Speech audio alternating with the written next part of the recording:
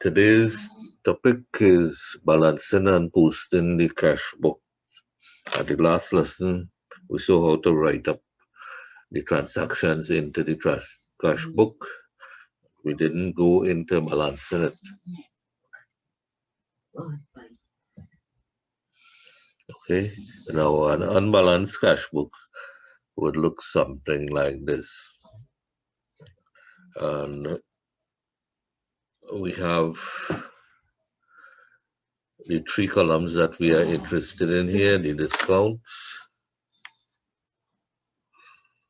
the cash, and the bank on this side. And on this side, we have the same thing: the discount, the cash, and the bank.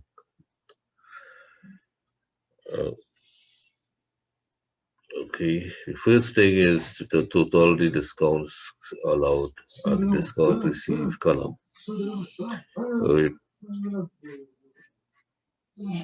Those columns are not balanced, they are simply just added down on the total recorded.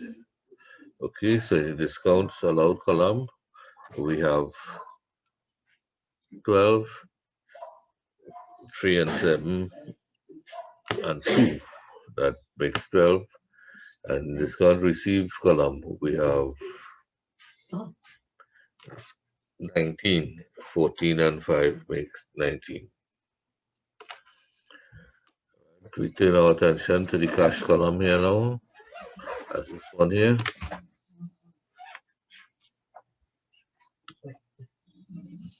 And this one here.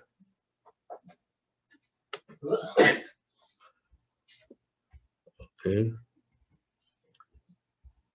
We balance them just as though we are balancing an account. We add up the two sides. The debit side will get 157 here. And the credit side we get 92. So the balance is 157, take away 92, gives us 65. We write in the details. 157 for the total here, 157 there. And we put in the balance 65.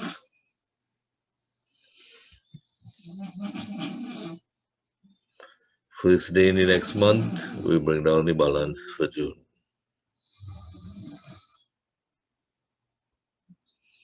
Okay. Do the same with the bank column.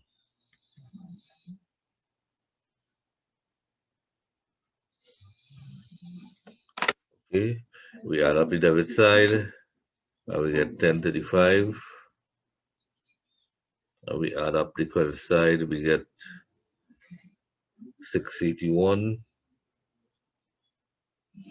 And the difference is 1035 minus 681 is 354. So put in the totals again. 1035, 1035, and we put in the balance 354, and we bring it down the next one, 354. Okay, I'll go it over again. Take off these figures.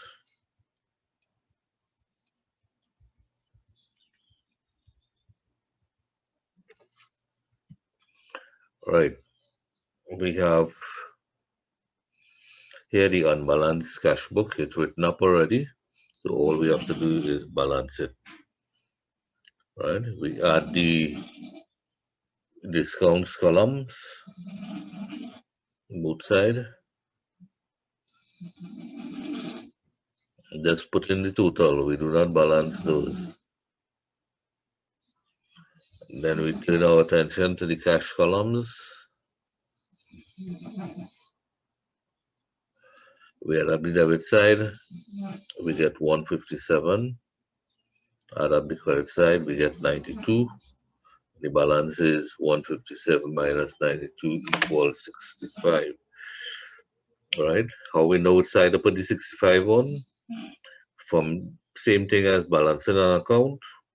The 65 goes on the side with the less amount. In this case, it would be the credit side. So 157, 157, 65 balance. Next, we turn our attention to the bank column.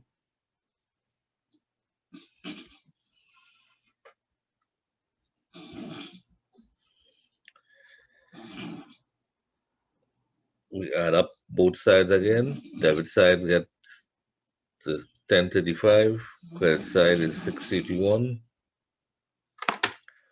And when we take the 681 from the 1035, we get 354. And we write them in.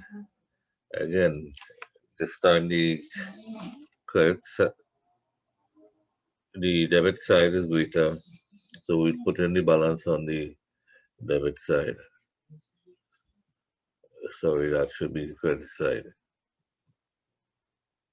354 and 354.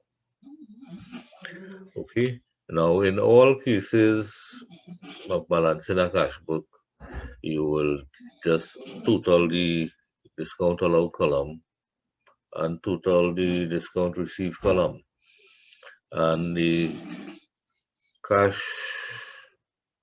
column and the cash column would be balanced together, debit side with the credit side. Okay, it will always be that the cash column would be greater than or equal to, the debit side will always be greater than or equal to the credit side. Okay, that's because you cannot pay out more cash than you have received on this side. Okay, however, with the bank, right, you can pay out more money from the bank than you have. So you could end up with a situation where the bank column is the credit side here end up being greater. That would mean you have what is called a bank overdraft. Your bank is allowing you to write checks to pay other people for more money than you have in the bank. Okay, we take a look at that situation here. Right, now what is happening here, if we look at the total, the balance carried down for cash is balanced, and you get the balance carried down here. But when you come to the bank column, the credit side is greater. Okay, if we add up the debit side here, ignore the balance carried down. So this should be in the other line here, right? In line with the balance carried down. If we add these three figures, we will get 1044. That's here. And when we add the credit side, we'll get 1681. Okay, that's, excuse me there. All right. We'll get 1681 here. Okay. Now the balance is 1044 minus 1681, and we get 687, but it's a credit balance because the credit side is greater. Okay, so we need to put it on the side that has the lesser amount, so it's the debit side here, and then we balance off the account by putting in the total total. Our balance brought down, however, will be on the other side.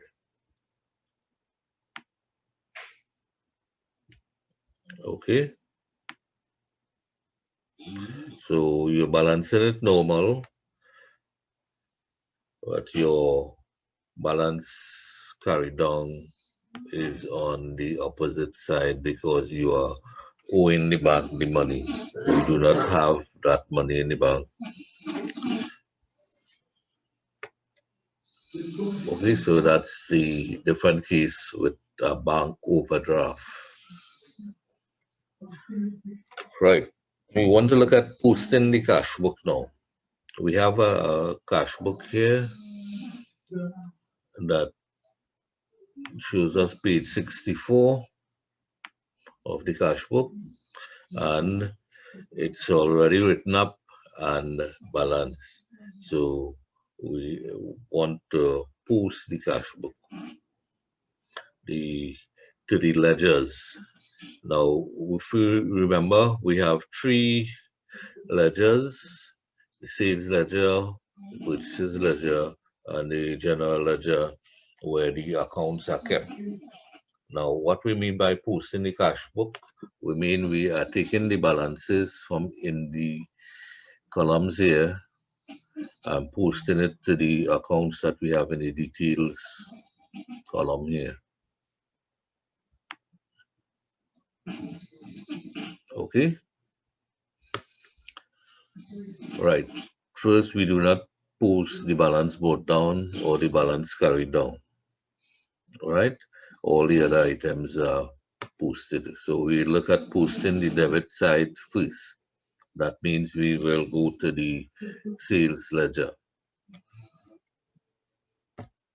Right, the first one we post is the balance from May 2nd bank here. Focus on that. We have we go to B King's account. It's on sales ledger, page 13.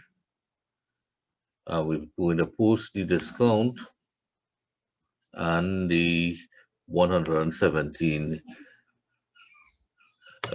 that he pays. Okay, so we have it here. May 1st, the bank 117 and the discount 3.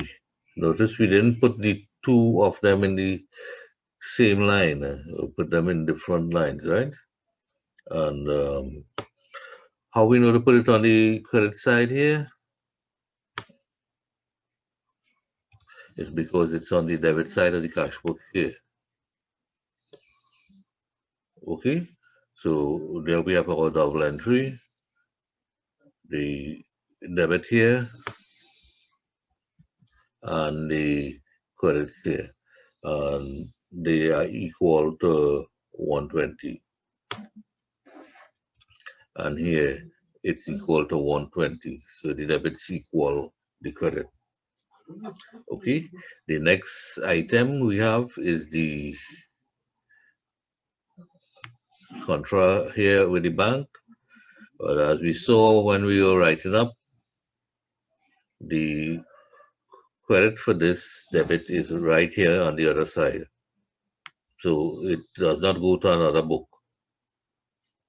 Okay. So we move on to the next one. N. Campbell, page 84 in our book or sales ledger. We come here and we see N. Campbell on page 84. Okay. We write in the amounts, bank 273 and discount 7. Okay.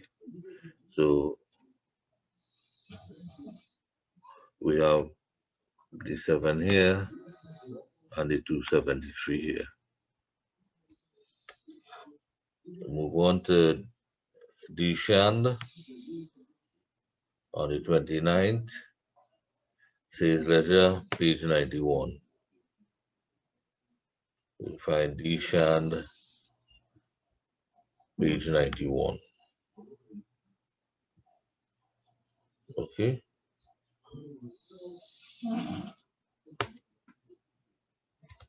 We put in the bank discount amount, and this time it's cash.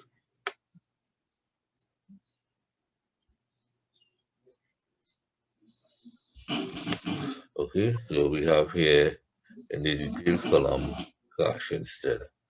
Date, the folio incidentally is coming from this page number up here, right? This is the number of the cash book page. And we put in the discount as well. CB64, page 62, page 38. Okay, so we have posted the sales ledger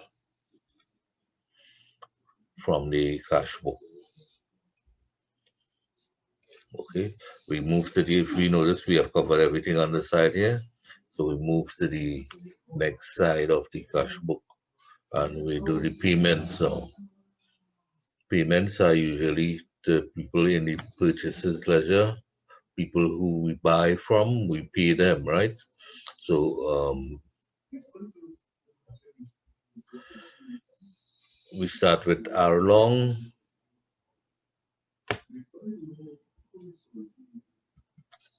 And we have our purchases ledger here.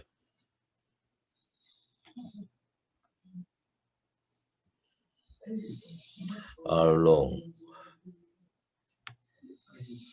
And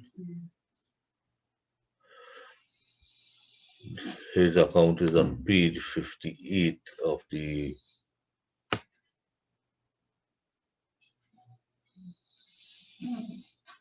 purchases ledger. Okay, so hour long, we have the purchases ledger 58. We put in the discount 5 and the amount of the bank 95.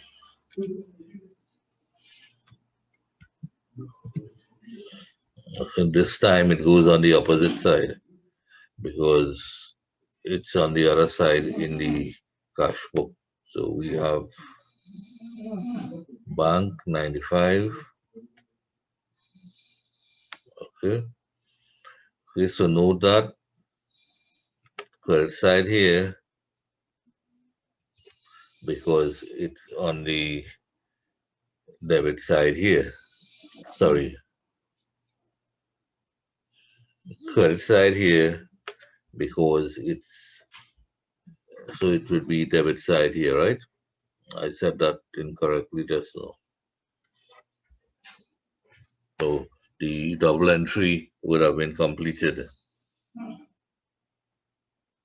Okay, we move to the next transaction here with the office expenses. It's in another book, so we don't do that one yet. We go to the next one in the purchases ledger, you borrow.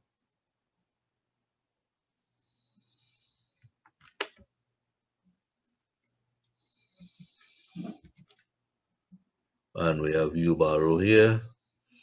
Again, it's on the debit side. Right. Bank 57, discount 3.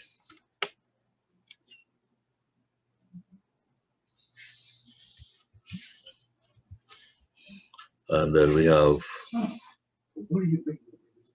A Allen 98, and he's on page 98.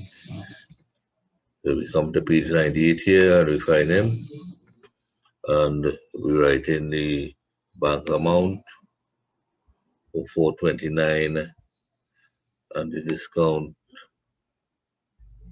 11. Okay, right. We finish all our purchases, post into the purchases ledger. So we turn our attention now to the general ledger one there. We only have one for office expenses, 92 here. So we move to the general ledger. We have office expenses, page 77. It's 92, posting the 92, cash book 64. And we pay by cash, so cash was in the cash column, in the details column. Okay, look at it again here. We paid by cash, right? Office expenses. It's on the credit side here. So we put it on the debit side here. Right, so that takes care of the cash and bank column. We turn our attention to the discounts column. We set the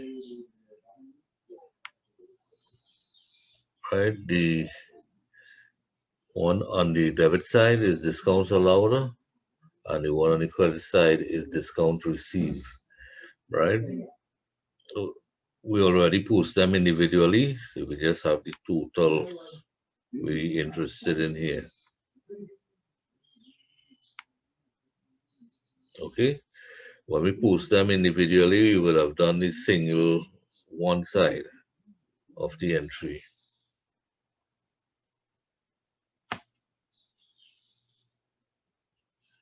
Okay, the total goes in the general ledger. So we have discount received 19. That's the total for the month. That's coming from cash book and discounts allowed. Notice it goes on the same side as it is in the cash book. Discounts allowed here is on the debit side. Discount received here on the credit side. And they're on the same side this time. Okay, you want to know why that is so? And the reason is this 19 is made up of the 5, 3, and 11 that we already posted. These here, we already posted to the credit side of these persons' account. So we will post, sorry, we already posted to the debit side of these people account here. For instance, take the 5 would have gone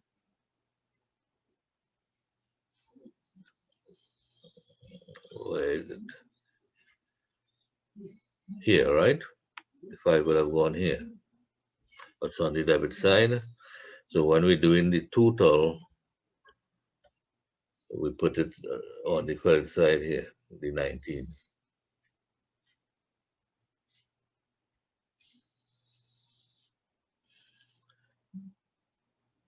Okay, same thing with the 12. These 3 here would have gone on the credit side of the sales ledger. So the total goes on the debit side.